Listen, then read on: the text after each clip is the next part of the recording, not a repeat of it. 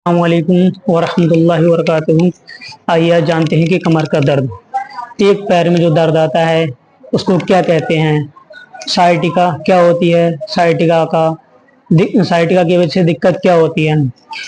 Sciatica ये हमारे जो स्पाइनल कॉर्ड्स हैं, जो वर्टिब्रा आती हैं, उसके बीच में एक डिस्क होती है, उसके बीच में ही एक नर्व आती है जिसको हम साइटिका नर्व बोलते हैं। ये L4 L5 L3 में ज़्यादातर यहाँ से इसकी एक डिस्क होती है वर्टिब्रा। वर्टिब्रा के बीच में दो, इसको हम वर्टिब्रा का मकसद यानी कि दो मनके, सीधे सीधे लफ्जों में बोलते हैं कि दो मनकों के बीच में एक डिस्क होती है। वो जब डिस्क किसी भारी वजन उठाने से या उल्टा सीधा लेटने से, झुकने से, कई सारी दिक्कतों की वजह से वो उस डिस्क में हेरिशिनेशन हो जाती है, यानी कि वो फैल जाता है, नर्व के ऊपर दबाव आ जाता है।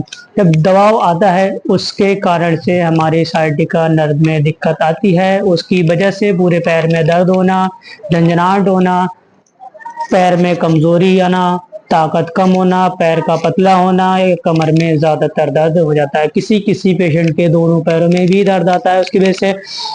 अब ये जरूरी नहीं है कि साइटिका ही हो कमर में दर्द है तब, या एक पैर में दर्द आ रहा है। इसमें कई बार ऐसा होता है कि कई बीमारियां होती हैं, जैसे ट्यूमर हो गया, इंजरी हो गई, और बहुत सारी बीमारियां हैं, एब्सिस हो गया, इसकी वजह से भी एक पैर में दर्द आ सकता है। इसको भी साइटिका नर्व के ऊपर, जैसे ट्यूमर है, ट्यूमर साइटिका नर्व के ऊपर है, उसको प्रेशर आ रहा है, तब भी दर्द हो सकता है साइटिका के जैसा ही।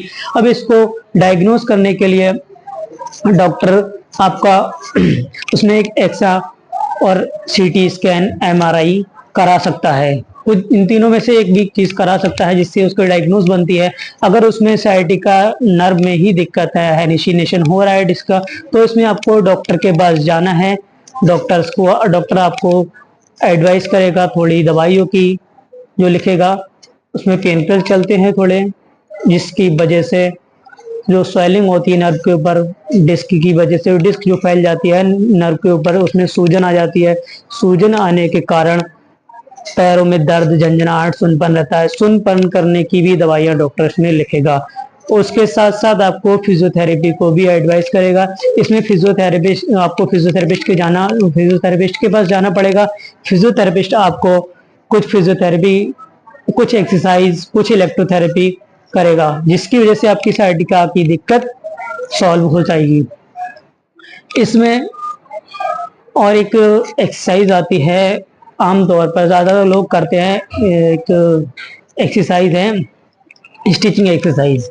वो आपको बहुत ज़्यादा ही अच्छी है, ये घर पर आप कर सकते हैं आराम से। मैं एक दूसरी वीडियो में इसकी एक एक्सरसाइज की वीडियो बनाकर डालूंगा।